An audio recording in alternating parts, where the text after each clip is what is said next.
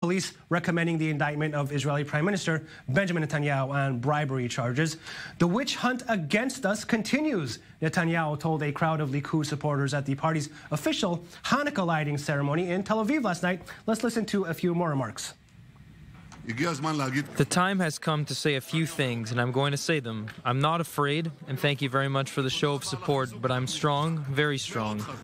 What I'm saying here, and I'm not afraid at all of the wave of criticism that they'll say, how does he dare speak that way to the police? I'm telling you, I'm speaking mildly compared to the citizens of Israel.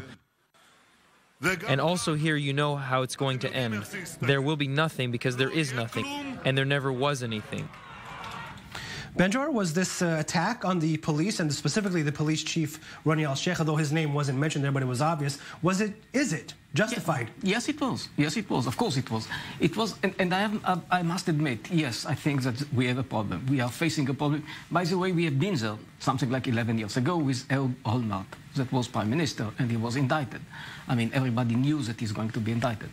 The point is that he has some good arguments. I mean, it's not easy for me to say it, but the Prime Minister have some good arguments. He has some good arguments because the tone of the chief of the police, Ronnie Al-Sheikh, I mean, sometimes he crossed the line. Right. Sometimes he crossed the red line. Not one time, but several times. One. Second, we have to distinguish between the legal and criminal level and the public level. Let's talk about the findings themselves. Is there a case or not a case? There's no case, Caroline? No, I don't know. I've been in white collar. I was a lawyer. I know what it is. And I know that many times what you read in the newspapers, the headlines, has nothing to do with the bigger picture. Okay. So it's not the same. So I don't know. We just don't know. I mean, but publicly, and I'm speaking from the public point of view, we have a problem. I'm not sure that someone like him, and he said it, by the way, 11 years in this was he said. He said to Olmert, you cannot stay in office because everything that you are going to do will be suspect. Everything that you're going to do. I think it's really important, though, for us to talk about the nature of the allegations against Prime Minister Netanyahu, because I think when you look at the facts, you realize this is specious at best. Because what they're talking about here is they said that in the merger between, satellite television provider and Bezek, which is the largest telecom company in Israel, that they got some sort of fat cat regulatory breaks and tax breaks.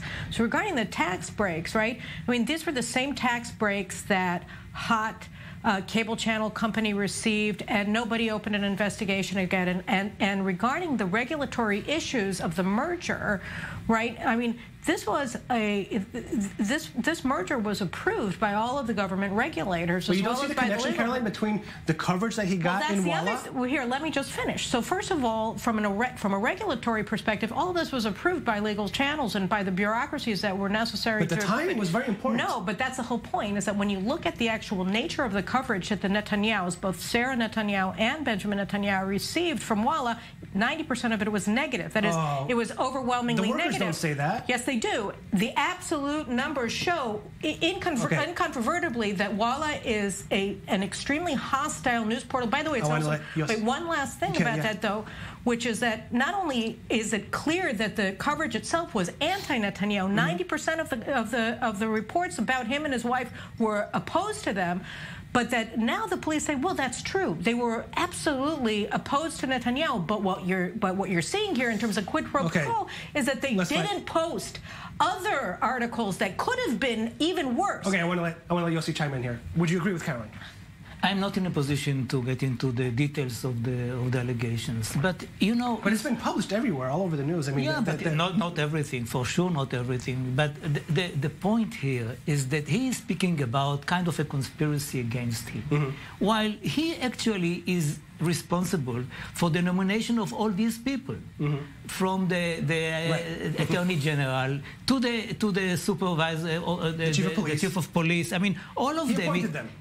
He speaks as if, you know, the left nominated him a few years ago. He came to power. He found people who are totally against him, and he has to fight them. But this is not the situation. It's all your people. What do you think? That they are conspiring against you?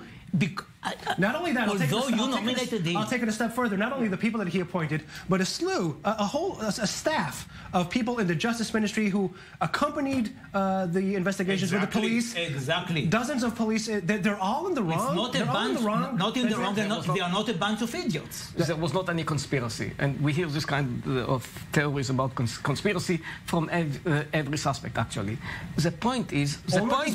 Olmert as well back then. Yeah, of course. Attacked the Justice Ministry like Benjamin Netanyahu is doing now. Whoever read his book and what he said before. But the point is, no conspiracy. But sometimes people have motivations. They are motivated not politically, by the way. Not politically. I mean, because we cannot suspect that Ronnie Alshech was politically against him. Of course not. Right. No, we cannot. And not, I don't know why you say that. But the point is that sometimes, I mean, and if we just remember the interviews that he gave to Ilana Dayan, it was a terrible one. Mm-hmm. It looks like if he is enthusiastic to indict Netanyahu. So actually, he defeated himself in many ways. And what happened with, we cannot go through all the details, what happened with one of his staff, Ronnie Reimann, and okay. it was terrible. I mean, how he covered on him. Yeah.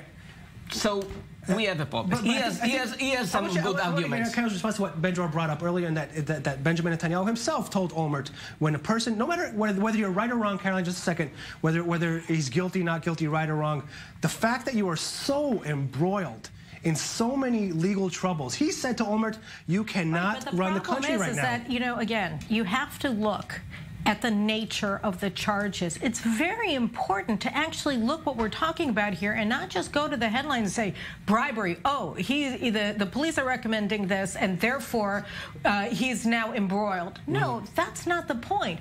In the case of Olmert, there was an abundance of evidence that he had been compromised criminally in the building of the Holy Land real estate deal in Jerusalem from the time that he was the mayor of Jerusalem. And by the way, I totally opposed his resignation and also the criminal probes against him because I said he's a terrible prime minister and he should be outed from. But the point is that no. When you look at the actual nature of the charges against Netanyahu, there's literally nothing there. Well, they're criminalizing. The police would. That's the problem with the police, is that they are criminalizing actions that every politician undertakes. When the prime minister goes out so publicly against the law enforcement agencies, by the way, very reminiscent of what's going on in the United States with Donald Trump against FBI, CIA. I am not excluding the possibility that he is quite impressed by what Donald Trump is doing. Okay. I mean, he is the prime minister. Among other things, he is also an educator. I mean, if he gets out and says, look at the police, nobody will take care of their recommendation because this never happened in the past and whatever. I mean, and actually accusing them directly or indirectly in a plot against him. I mean, it's awful. It's awful. I look at him, I know him, and I appreciate him. He is not the last man on earth. He is educated people and devoted. And I'm asking myself, even in such a situation, well, I can have empathy to this situation. And I'm saying to him, why are you doing it? Why are you destroying everything? There were some pundits, by the way. I want to show you. It's much worse. One sentence. From '96 up to now, there is not one prime minister that was not investigated by the police. We have a problem. We have a problem. Sometimes, yes, they are motivated. Maybe it's not political. Maybe it is political. But it's more. No.